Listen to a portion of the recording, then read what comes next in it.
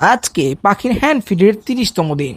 30তম দিনে আমি আমার পাখিকে কীভাবে হ্যান্ড ফিড করাচ্ছি এবং সে কীভাবে খাচ্ছে সেটা দেখাবো এই পুরো ভিডিওতে। গত ভিডিওতে আমি দেখিয়েছিলাম আপনাদের আমার পাখির 15তম দিনে হ্যান্ড ফিডের কী অবস্থা ছিল, কী হ্যান্ড ফিড খাচ্ছিল, কীভাবে খাচ্ছিল, সমস্ত কিছু দেখিয়েছিলাম সেই ভিডিওতে। সো এই ভিডিও দেখার জন্য আপনাকে একদম শেষ পর্যন্ত দেখতে হবে এবং যারা যারা আমাদের চ্যানেল এখনও সাবস্ক্রাইব করেনি দ্রুত সাবস্ক্রাইব বাটনটি প্রেস করে দিন। সো প্রথমে কিন্তু আমি পানি গরম করে নিয়েছি, কারণ হচ্ছে নর্মাল পানি দিলে অনেক সময় নর্মাল পানিতে জীবাণু থাকতে পারে, যেটা পাখির জন্য এবং যে কোনো বাচ্চাদের জন্য খুবই ক্ষতিকর হবে। সো এখানে কিন্তু আমি হ্যান্ড ফিড ইউজ করছি বেবি কেয়ার। সো প্রথমে পানি গরম করে নিয়েছি, গরম করে দুইটা পাত্র নিয়েছি। একটা পাত্রে নিয়েছি আমি যেটা হ্যান্ড ফিডটা মিক্স করব, আরেকটা পাত্র নিয়েছি কী জন্য নিয়েছি একটু পরে আপনারা দেখতে পারবেন। সো আমি পরিমাণ মতো হ্যান্ড ফিডটা প্রথমে মিক্স করে নেওয়ার চেষ্টা করতেছি। সো আপনারা যদি এই ভিডিওটা দেখতে থাকেন, আরও দেখতে থাকেন, যদি স্কিপ না করেন তাহলে বুঝতে পারবেন যে হ্যান্ড ফিডের রেশিওটা কেমন হওয়া উচিত পানির সাথে। সো এখানে দেখতে পাচ্ছেন যে হ্যান্ড ফিডটা আমি প্রথমে একটু মেশিন নিলাম, কম হয়ে গিয়েছে। সো আমি আরেকটু মেশিন নেব। এইটা মেশিন নেওয়ার কারণ হচ্ছে আমি চাই না আমার পাখি হ্যান্ড ফিড একদম পাতলা হোক অথবা একদম ঘন হোক। আমি যেহেতু এখন আমার বয়স, বেবির বয়স 30 দিন, আমি দিনে 3 থেকে 3.5 বার বা 4বারের মতো হচ্ছে সর্বোচ্চ আমি খাওয়াতে পারি। তবে আমি 3বার করে খাওয়ানোটাই সেফ মনে করি, যেহেতু পাখির হজমের সমস্যা হলেও হতে পারে বেশি খাওয়ালে। সো এখানে আমি এমনভাবে গুলে নিয়েছি যেন অতিরিক্ত পাতলাও না হয় আবার অতিরিক্ত ঘন না হয়ে যায়। সো এখানে আমি সেইভাবে করেই নিয়েছি, আপনারা দেখতে পেয়েছেন। সো পাখিটাকে আমি নিজে নিজে বের হওয়ার সুযোগ দিয়েছিলাম, যদিও প্রত্যেকদিন হাত দিয়েই বের করি। সো কিন্তু আজকে আমি নিজে নিজে বের হওয়ার সুযোগ দিলাম এবং হাতে নিয়ে দেখলাম ও মোটামুটি ভালোই আমাদের সাথে রেসপন্স করার চেষ্টা করতেছে। সো প্রথমে যখন ও অনেক ক্ষুধার্ত ছিল, কারণ প্রায় আর যেহেতু দিনে 3বার খাওয়াই 8 ঘন্টা পর পর, যেহেতু পাখিটা অনেক বড় হয়ে গেছে, সো ওকে 3বার বেশি আমরা খাওয়াই না। সো 8 ঘন্টা পরে যখন খাওয়াচ্ছি, ওর পেটে যদি ক্ষুধা না থাকে সেই অবস্থায় খাওয়ালে সমস্যা হতে পারে, হজমের সমস্যা হতে পারে। সেই জন্য আমরা 8 ঘন্টা পরে খাওয়াই, ওর পেটে ক্ষুধা থাকে এবং খাওয়ালে খুব সুন্দরভাবে খায় এবং হচ্ছে ওর কোনো প্রবলেম হয় না।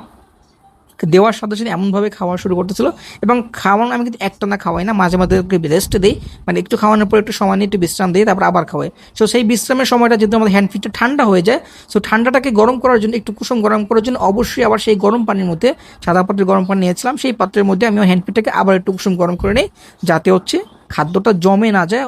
সো ও যেন প্রপারলি খেতে পারে এবং হচ্ছে হজম হয় প্রপারলি। সো দেখেন ওদেরকে যখন খাওয়াতে যখন ওর খেতে চায় না, আমি কখনোই জোর করি না। সো এই টাইমটা রেস্ট দিই এবং রেস্টের টাইমে আমি আমার খাবারটাকে আবার একটু কুসুম গরম করে নিই এবং ভালোভাবে হাত দিয়ে চেক করে নিই। অবশ্যই হাত কিন্তু পরিষ্কার থাকতে হবে, যে কোনো এক হাত পরিষ্কার থাকবে, ডান হাত পরিষ্কার থাকতে হবে। আমি চেক করে নিব যে পাখি খাবারের উষ্ণতা কেমন। যদি একদম বেশি হয় তাহলে একটু ঠান্ডা করে নিব, আর উষ্ণ ঠিক থাকে অ্যারাউন্ড 33 থেকে 40 ডিগ্রির মধ্যে থাকলেই হয়। মানে খাবারটা আপনি যখন খাওয়াবেন এর উপরেও না আবার এর নিচেও না, সেই তাপমাত্রার মধ্যে আমরা খাওয়ানোর চেষ্টা করি। ওকে কখনোই আমরা প্রেশার দিয়ে খাওয়াই না। দেখেন ওকে সামনে ধরলেও মাশাআল্লাহ কত সুন্দর করে খাচ্ছে, যেটা আমাদেরও দেখতে ভালো লাগে বা আমাদের আমাদের ওদেরকে খাওয়াতেও ভালো লাগে।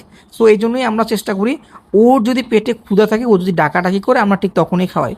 ওকে আমরা কোনো প্রেশার দিই না। যদি আরও ছোটো বাচ্চা হয় তো সেক্ষেত্রে দিনে 4-5বারও খাওয়ানো লাগতে পারে, অনেক সময় একদম ছোটো থাকলে 6-7বারও চলে যেতে পারে। তবে অবশ্যই এমনভাবে খাওয়াবেন যেন হচ্ছে ওর ক্রোপটা একদম ফুল ভরে না যায়, এটা মাথায় রাখতে হবে। যদি একদম ফুল ভরে যায় তাহলে কিন্তু পাখির একটা বদ হজমের সমস্যা হলেও হতে পারে। যদিও এই হ্যান্ডফিডটা অনেক ভালো, এই হ্যান্ডফিডের মধ্যে হচ্ছে আপনার হজম করার এনজাইম দেওয়া থাকে, যার জন্য হচ্ছে এক্সট্রা করে আমাদেরকে হজম করার এনজাইম কেনার দরকার হয়, যেটা অন্যান্য হ্যান্ডফিডের ক্ষেত্রে আমাদেরকে এক্সট্রা হজম করার এনজাইম কিনতে হয়।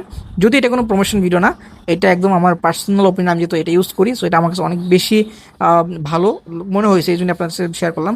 এখন লাস্টে এই যে একটু কুসুম গরম পানি খাওয়াবো এখান থেকে, কেন আমি কুসুম গরম পানি খাওয়াচ্ছি, এটা কিন্তু পরিষ্কার পানি, এটা কুসুম গরম পানি আমি কেন খাওয়াচ্ছি, কারণ ওদের হজমে যাতে কোনো সমস্যা নেই। এটা কিন্তু একদম হট না, কুসুম গরম পানি। অবশ্যই কুসুম গরম পানি খাওয়া উচিত, যাতে ওদের যে খাবারটা এতক্ষণ খেয়েছে সেগুলো যাতে ভিতরে কি একদম মানে সাথে সাথে জমে না যায়। সো এই গরম পানিটা খাওয়ালে ওদের হজম প্রক্রিয়াটা অনেক দ্রুত হয় এবং হচ্ছে ওদের হজম প্রক্রিয়াটা খুব ভালো হয়। পেটের মধ্যে কোনো খাবার জমে থাকা না, কোনো বদহজম হওয়ার সম্ভাবনা অনেকটাই কমে যায়, অনেকটাই কমে যায়।